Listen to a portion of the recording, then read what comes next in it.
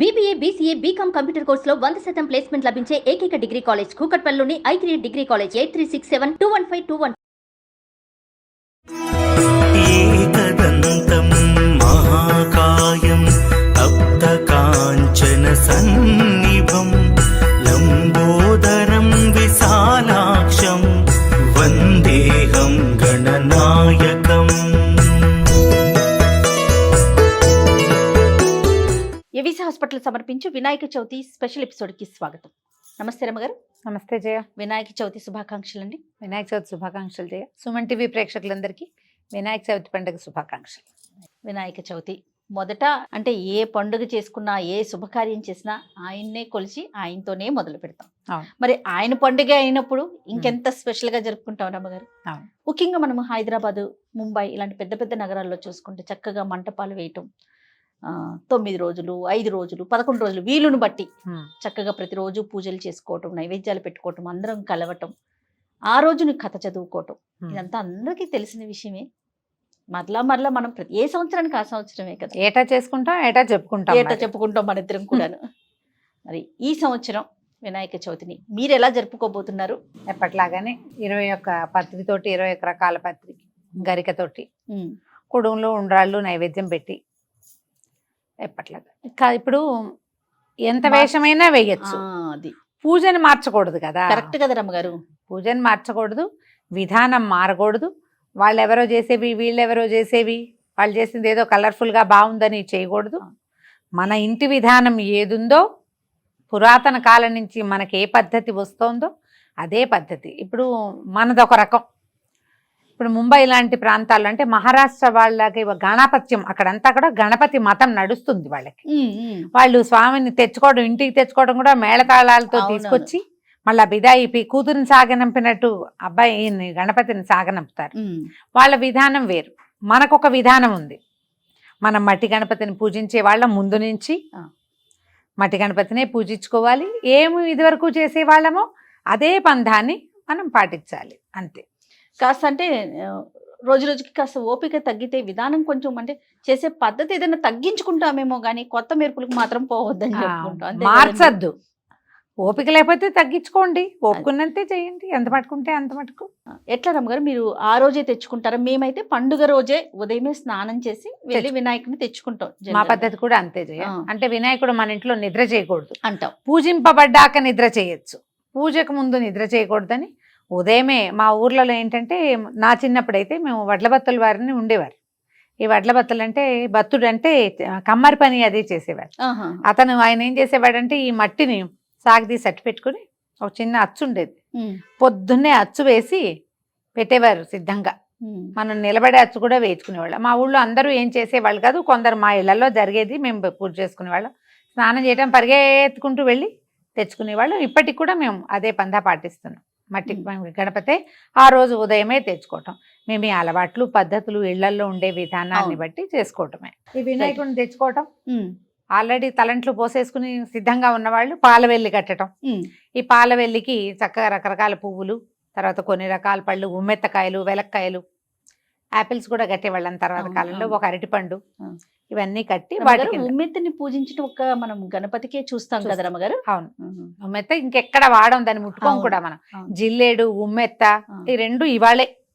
వెలక్కాయలు కూడా ఇంకెక్కడ ఎప్పుడు మనం సాధారణంగా వెలక్కాయ రాదు, ఈ సమయంలోనే వస్తుంది. ఈ వెలక్కాయలు కట్టడం, అక్కడి నుంచి స్వామివారిని ఒకళ్ళు ప్రతిష్ఠ చేస్తూ ఉండి ఈ పూజ చేసుకునే విధానం మొదలు పెడితే పెద్దవాళ్ళు ఎవరో ఒకళ్ళు కుడులు, ఉండ్రాళ్ళు, పాయసం అలాంటివి ఏవో చేసి ఆ నివేదన చేసేవాళ్ళు.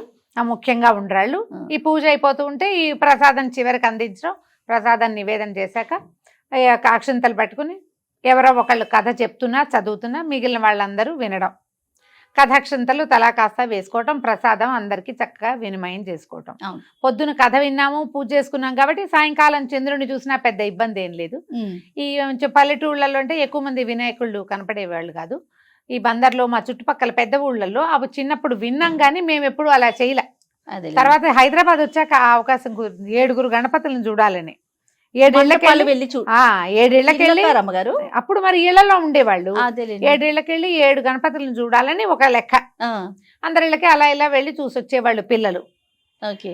ఇప్పుడు హైదరాబాద్ లాంటి ఊళ్ళలో అయితే మనకేంటి మండపాలు వచ్చినాయి కదా, అవునవును. ఆ రోజున సాయంకాలం చల్లగా బయలుదేరి 7-8 చోట్ల చుట్టుపక్కల మనకంతా మండపాలు వస్తాయి కదా, అవును.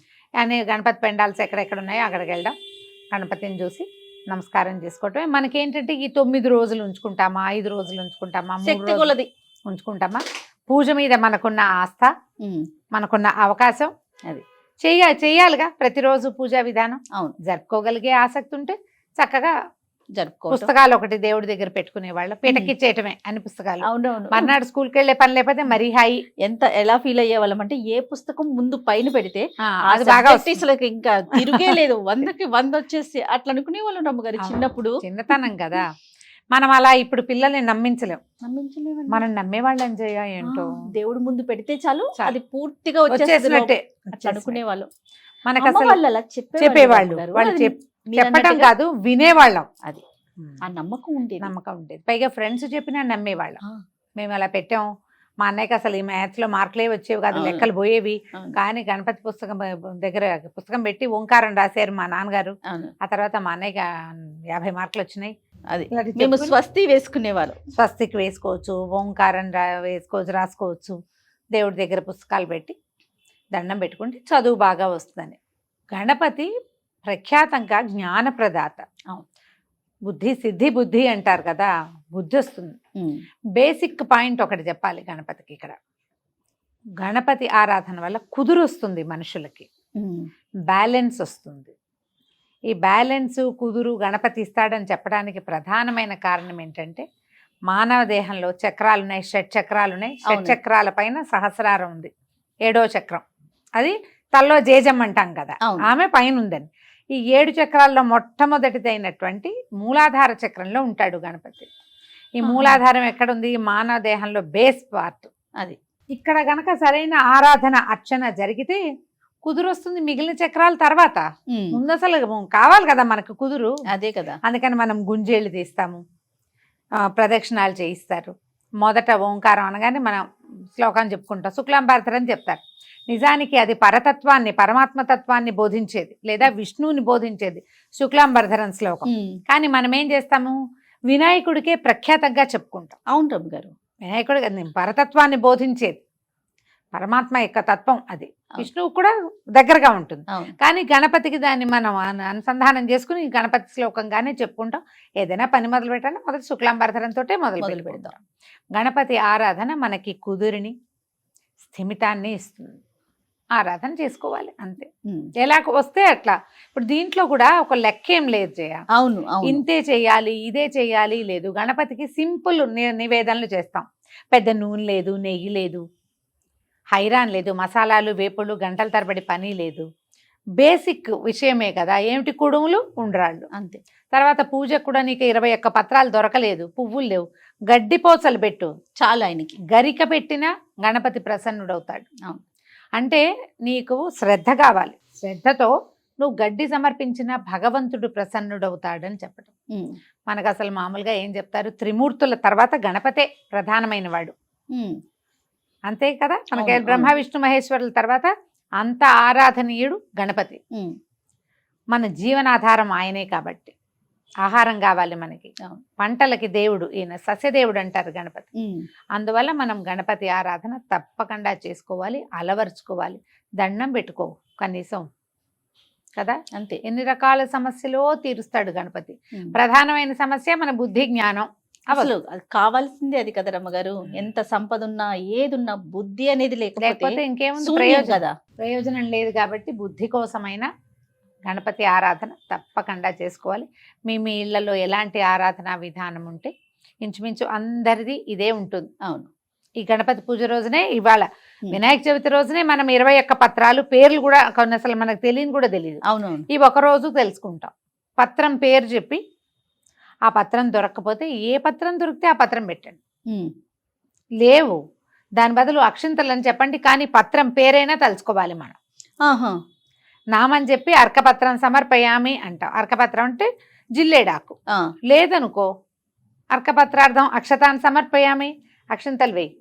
కానీ నామము పత్రం పేరు తప్పకుండా చదువుకోవాలి. ఆకులు లేవు కాబట్టి మానేయద్దు. ఓకే. దూర్వాయుగ్మ పూజ చేస్తాం. దూర్వాయుగ్మ అంటే 2 గరికెపోచలు సమర్పించడం, ఆ నామాలన్నీ చదవాలి. అంగపూజ చేస్తాం గణపతికి, అది చేయాలి. తర్వాత ఈ 20 ఏకవింశతి పత్ర సమర్పణ, ఎన్ని పత్రాలు ఎన్ని రకాలు దొరికితే అన్ని సమర్పించడం.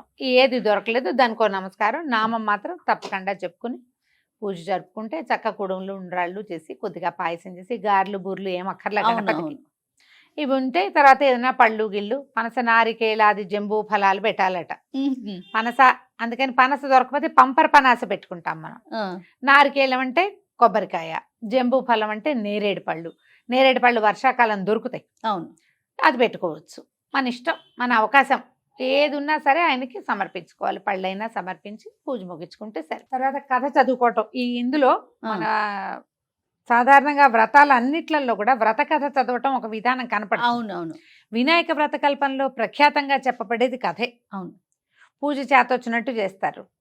ఈ కథ చదువుకుంటే శమంతకోపాఖ్యానము అవి చదవటం వల్ల ఏంటంటే ఆ రోజు రాత్రి చవితి చంద్రుడిని చూస్తే వచ్చే నీలాప నిందలు రాకుండా ఉంటాయని. అవును, ఎందుకంటే మనం కృష్ణుడి గాథ చెప్పుకుంటాం, ఆయన ఎట్లా తన ఇబ్బందిని పోగొట్టుకున్నాడు ఈ కథలో వింటాం. కాబట్టి అక్షతలు స్వామివారికి సమర్పించి కథ విని శ్రద్ధగా కొన్ని అక్షంతలు మిగిల్చుకుని ఆ అక్షతలు కనుక తల మీద వేసుకుంటే ఎవరు కథ వినలేదో వాళ్ళకి కనీసం అక్షతలైనా వేయండి అంటారు. కానీ కథ వినడమే ఇంపార్టెంట్ అని నేనైతే భావిస్తాను. ఖచ్చితంగా ఒట్టి కథాక్షంతలు వేసుకుంటే మీకేదో వచ్చేస్తుంది అనుకోవద్దు. వినటానికి ప్రయత్నం చేయాలి కదా. కథ వినటానికి ప్రయత్నం చేయాలి. సొంతంగా చదువుకోండి, ఎవరైనా చదివితే వినండి, చెప్తే వినండి. అయితే ఈ సంవత్సరం మన సుమన్ టీవీ ప్రేక్షకుల కోసం మీ ద్వారా ఆ కథని అందించాలనుకుంటున్నాను రమ్మగారు. నేను చేద్దాం. పూర్తి కథా విధానం కూడా మీ విధానంలో మనం చూపిద్దాం. అలాగే. సో ఆ అక్షింతల్ని సాయంత్రం వేసుకోవటం, అప్పుడే పూజ అవుతూ ఉండగానే అక్షతలు వేసుకోవటం, తర్వాత ప్రసాద స్వీకారం చేసేసుకోవటం. ఇంకా ఎవరైనా ఇంట్లో ఉన్నారు, వాళ్ళు పనిలో ఉన్నారు, బయటకు వెళ్ళారు, కథాక్షింతలు అట్టే పెట్టండి, వేసుకుంటే సరిపోతుంది.